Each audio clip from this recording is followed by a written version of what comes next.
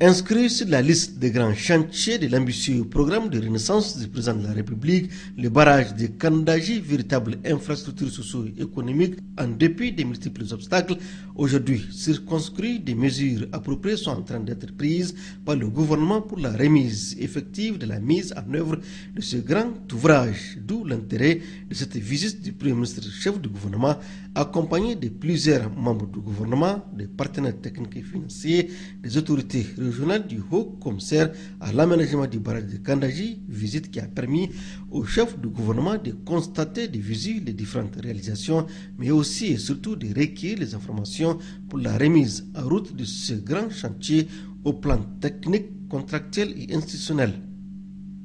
Après cette visite sur le terrain, le Premier ministre a présidé la réunion du comité de pilotage délocalisé pour la première fois sur la cité de Kandaji pour faire le point de l'avancement des travaux, mais aussi d'examiner certaines questions relatives aux obstacles qui ralentissent le processus de la remise en route du projet. Des discussions qui ont abouti à la levée des obstacles pour la bonne marche du processus de la concrétisation du barrage de Kandaji. C'est une réunion qui nous a permis de toucher du doigt certaines réalités importantes pour l'évolution de ce projet. Le comité de pilotage a étudié les différents cas et nous avons convenu des mesures pratiques, des mesures devant permettre à ce projet effectivement de redémarrer dans de très bonnes conditions.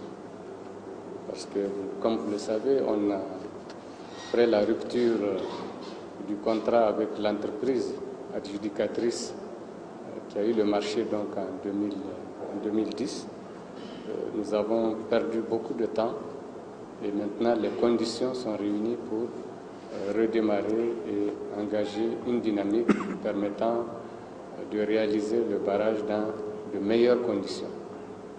Alors nous avons abordé toutes les questions clés relativement notamment à la question de réinstallation des populations qui nous tient beaucoup à cœur, où le comité a demandé de manière expresse à ce que tous les obstacles soient levés pour que la réinstallation de la première vague se déroule avant la fin de l'année, d'ici en tout cas au plus tard le 31 décembre 2015, et que les conditions pour engager la deuxième vague, la réinstallation de la deuxième vague, soient effectivement réunies le plus tôt possible pour qu'à la fin des travaux du barrage, toutes les populations des 21 villages à transférer, à déplacer, puissent être accueillies dans de bonnes conditions dans le nouveau site retenu pour les y accueillir. Donc nous en appelons à la population des zones concernées, de prendre véritablement conscience de l'intérêt qu'elles ont à collaborer, à coopérer, à adhérer massivement à la réalisation des objectifs de ce programme, qui est leur programme. C'est pour eux que tout ceci se fait, parce que nous voulons que ce programme devienne pour la région de Tillabéri effectivement un grand pôle de croissance, un grand pôle de développement.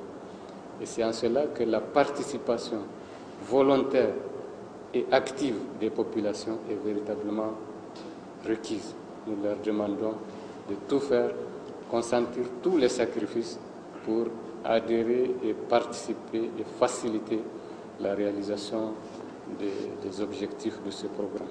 En tout cas, c'est un appel pressant que nous lançons à partir de ce centre que nous inaugurons aujourd'hui par cette réunion en direction des populations, des laborieuses populations de la zone impactée. Nous avons parlé également des autres questions, les questions notamment les questions foncières. Elles sont très importantes et elles concernent l'ensemble des aménagements hydro-agricoles réalisés par l'État. Le gouvernement va se pencher sur cette question pour que les populations puissent être en mesure d'exploiter rationnellement les parcelles qui seront mises à leur disposition. Nous avons parlé également de la nécessité de renforcer les capacités du Haut-Commissariat au barrage de Kandaji. Et là également, les travaux sont très avancés au niveau des réflexions qui sont menées par le comité mis en place à cet effet.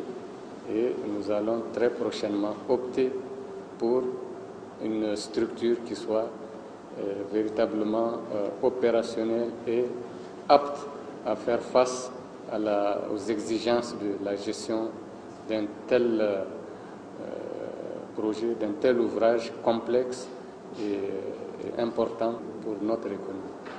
Pour le Haut-Commissaire à l'aménagement du barrage de Kandaji, des avancées sont enregistrées pour la réalisation de cet ouvrage. La première, c'est que concernant le génie civil du barrage, donc la première composante du programme, nous avons aujourd'hui presque terminé les travaux préparatoires. En principe, ils doivent être réceptionnés courant novembre 2015. Ensuite, pour la construction du génie civil même du barrage, le processus de la révision du dossier d'appel d'offres a été finalisé. Nous avons aujourd'hui un dossier qui est fin prêt. Nous avons également déjà fait la préqualification des entreprises. Donc maintenant, il ne reste plus qu'à donner le dossier aux entreprises pour que nous choisissons celle qui va faire le travail parmi les 7 présélectionnés et commencer le génie civil du barrage. Mais ce que je dois dire en ce qui concerne la mise en œuvre de ce programme-là, c'est que la composante la plus importante sur laquelle nous insistons beaucoup, c'est la réinstallation des populations.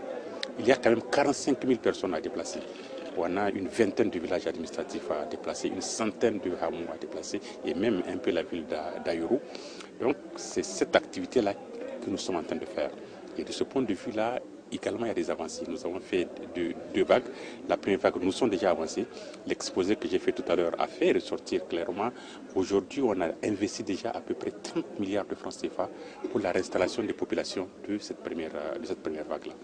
Donc le processus est en train d'avancer.